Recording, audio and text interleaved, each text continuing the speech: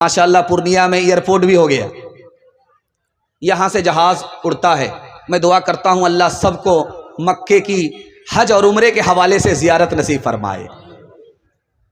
اور بغل میں ریلوے اسٹیشن ہے، یہاں سے ٹرین بھی کھل گئی ہے، وندے بھارت۔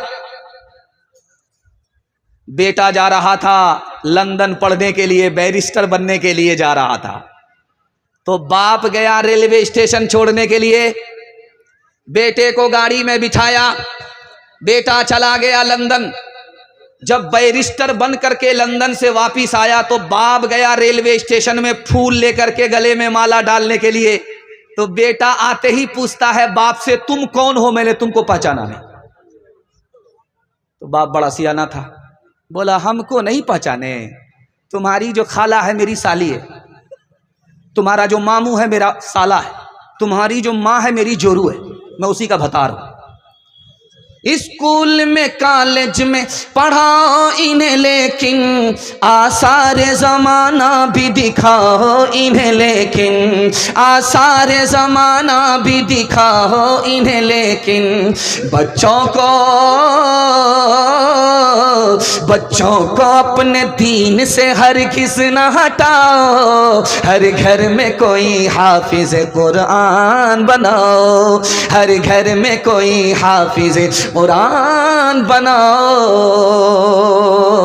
قرآن کا پڑھنا تمہیں جنت دلائے گا، دنیا کی مصیبت سے صدا یہ بچائے گا، دنیا کی مصیبت سے صدا یہ بچائے گا۔ بچنا ہے جہنم سے تو ایمان بچاؤ، ہر گھر میں کوئی حافظ قرآن بناؤ۔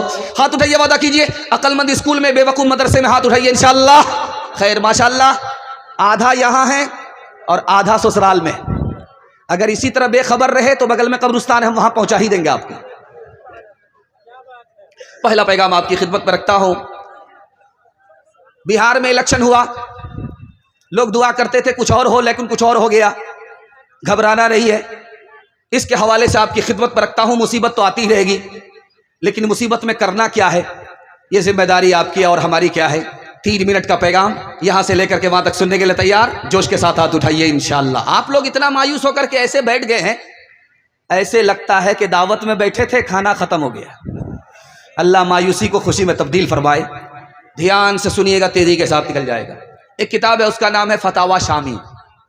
اس کتاب میں لکھا ہے کہ کسی کو 1 رات بخار آئے، صرف 1 رات، اور صبح کو بخار ٹوٹ گیا، دوائی لے لی، ابھی قاری صاحب بول رہے تھے کہ بخار ہے، بخار ہے تو اتنی انرجی کے ساتھ پڑھ رہے تھے، اگر بخار نہیں ہوتا تو مائک ہی کو پھاڑ دیتے۔